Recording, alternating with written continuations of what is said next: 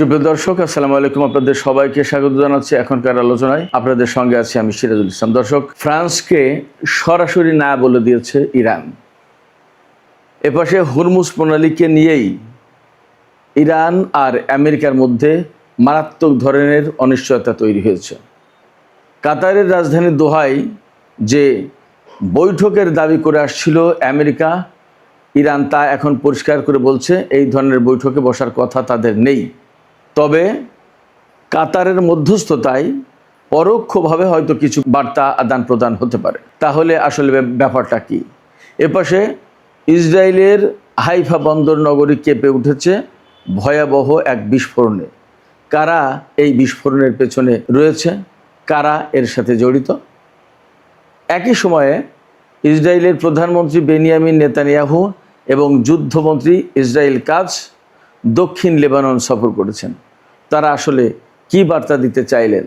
তারা কি লেবাননের প্রতিরোধ গোষ্ঠীকে তুচ্ছ তাচ্ছিল্য করতে চাইলেন?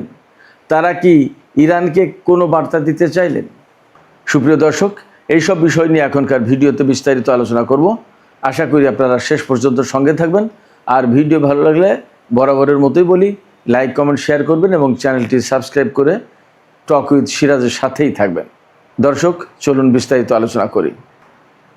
ফ্রান্সকে একেবারে সরাসরি না বলে দিয়েছে ইরান। কি বিষয়ে না বলল? ফ্রান্স প্রস্তাব দিয়েছিল হরমুজ প্রণালী এলাকায় ইরান যে মাইন বসিয়ে রেখেছিল আমেরিকা এবং ইসরায়েলের সাথে যুদ্ধের সময়, সেই মাইন পরিষ্কার করা বা অপসারণ করার জন্য ইরানের সাথে সহযোগিতা করতে চেয়েছিল ফ্রান্স। তারা বলেছিল যে আমরা যৌথভাবে কাজ করি। এই প্রস্তাব দিয়েছিলেন দেশটির প্রেসিডেন্ট ইমানুয়েল ম্যাক্রন। ইরানের পক্ষ থেকে আজকে একেবারে পরিষ্কারভাবে বলা হয়েছে যে এই ধরনের সহযোগিতার কোনো প্রয়োজন নেই, ইরান বিষয়টি একাই দেখবে। হরমুজ প্রণালী থেকে কতগুলো মাইন সরাতে হবে আর কতগুলো সরাতে হবে না, মাইন কিভাবে সরাতে হবে কিভাবে সরাতে হবে না, সেটা ইরান ভালো বোঝে, সেটা ইরানই দেখবে। এখানে কারোর কোনো হস্তক্ষেপের প্রয়োজন নেই, কারোর সহযোগিতা করারও প্রয়োজন নেই। ইরান বিষয়টা দেখবে, এখানে তোমাদের এই সহযোগিতা লাগবে না, ধন্যবাদ। ইরান এখানে একদম পরিষ্কার বার্তা দিয়ে দিয়েছে ফ্রান্স সহ যারা যারা হরমুজ প্রণালীর ব্যাপারে ইন্টারেস্টেড তাদের সবাইকে বার্তাটা পরিষ্কার হলো এই যে হরমুজ ইরানের, ইরান দেখবে। এখানে কারোর কোনো খবরদারি, কারোর কোনো মাতব্বরি ইরান এগুলো পছন্দ করে না, এগুলো দেখবে না, এগুলো দেখতে চায় না। ফ্রান্সকে এই কথা বলার আরও বড় কতগুলো কারণ আছে। একটা কারণ হচ্ছে বেশ কয়েকদিন আগে খবর বেরিয়েছিল ফ্রান্স এবং ব্রিটেন মিলে তারা হরমুজ প্রণালীতে একটা অভিযান চালাতে চেয়েছিল। ইরান যে হরমুজ প্রণালী আটকে রেখেছিল সেই আটকে রাখা অবস্থা মুক্ত করতে, অর্থাৎ হরমুজ প্রণালী মুক্ত করতে। কিন্তু তখন ইরানের কড়া এবং কঠোর হুঁশিয়ারির মুখে ফ্রান্স সেখান থেকে পিছু হটেছিল। তারা বলেছিল যে না, আমরা এই ধরনের কোনো পরিকল্পনার সাথে জড়িত না। আবার এপাশে গতকাল ওমানের সাথে ফ্রান্স কয়েকটা চুক্তি করেছে, তার ভিতরে হরমুজ প্রণালী নিয়ে একটা ব্যাপার আছে। এখানে ফ্রান্সের সাথে এই চুক্তি করার পর ওমানের পক্ষ থেকে নাকি বলা হচ্ছে, এখনও কনফ্লিক্টিং ব্যাপারটা, ওমান ইরানের সাথে যৌথভাবে হরমুজ প্রণালীতে ফি নিতে রাজি নয়, টোল নিতে রাজি নয়, অর্থাৎ ওমান টোল না নেওয়ার পক্ষে। এই কথাগুলো মূলত পশ্চিমা জগৎ থেকে এসেছে। তবে ইরানের পররাষ্ট্র মন্ত্রণালয় অবশ্যই একটা প্রতিক্রিয়া জানিয়েছে একটু পরোক্ষভাবে, যে ওমান যদি এই রকম কথা বলে থাকে বা ওমান যদি হরমুজ প্রণালী ম্যানেজমেন্টের ব্যাপারে আমাদের সাথে আসতে রাজি না হয় বা অনিচ্ছা থাকে বা হরমুজ প্রণালী থেকে টোল যদি না নিতে চায়, সেটা ওমানের ব্যাপার। কিন্তু যদি সেরকম হয় তাহলে ইরান একাই হরমুজ প্রণালী ম্যানেজ করবে। এখনও চূড়ান্ত এই ব্যাপারে কথাটা বলা যাচ্ছে না, কারণ আমরা এর আগে দেখেছি যে তারা ইরানের সাথে কিন্তু শক্ত অবস্থানে ছিল। হঠাৎ করে এই জায়গা থেকে দুর্বল বা নরম অবস্থানে চলে যাওয়ার কথা না। যদি গিয়ে থাকে তাহলে কেন গেল, কি ব্যাপার, এর ব্যাকগ্রাউন্ডটা কি, সেগুলো জানার ব্যাপার। তো এই জায়গায় ইরানের পরিষ্কার কথা ওমানও যদি না আসে তাহলেও কোনো সমস্যা নেই, ইরান একাই দেখবে। ওমানও যদি না আসে, এই কথা বলছে এই কারণে, বা ইরান যে কারণে বলছে এই কথাটা, সেটা হচ্ছে যে হরমুজ প্রণালীর পুরো উত্তর পাশ এবং বেশিরভাগ জায়গা কিন্তু ইরানের, আর ওমানের কম জায়গা। তার কারণ হচ্ছে হরমুজ প্রণালীতে যে সমস্ত দ্বীপ, সেই সমস্ত দ্বীপ কিন্তু ইরানের পাশে, ওমানের পাশে তেমন একটা নেই। তো ওই দ্বীপ, অর্থাৎ এই দ্বীপ থেকে ওই দ্বীপ, ওই দ্বীপ থেকে ওই দ্বীপ, এইরকম একটা দ্বীপ থেকে আর একটা দ্বীপ, এই করতে করতে হরমুজ প্রণালীর বেশিরভাগ এলাকা কিন্তু ইরানের পক্ষে পাশে চলে যায়। আমি আবার বলি, তাহলে মনে হয় আশা করি ক্লিয়ার হবেন।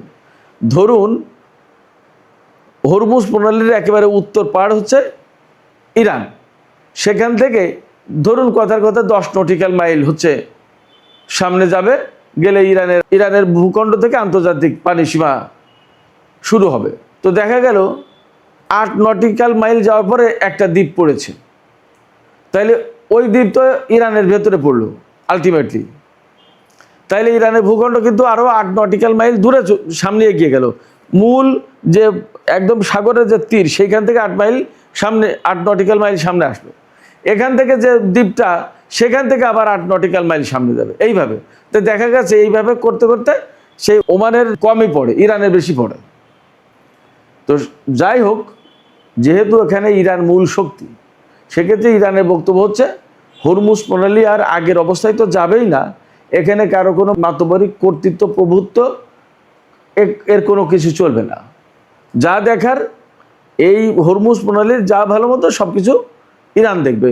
ওমান সাথে থাকলে ভালো, না থাকলে নেই, তারা তাদের মতো। বাট ইরানের জায়গা থেকে সরবে না, একেবারেই পরিষ্কার কথা।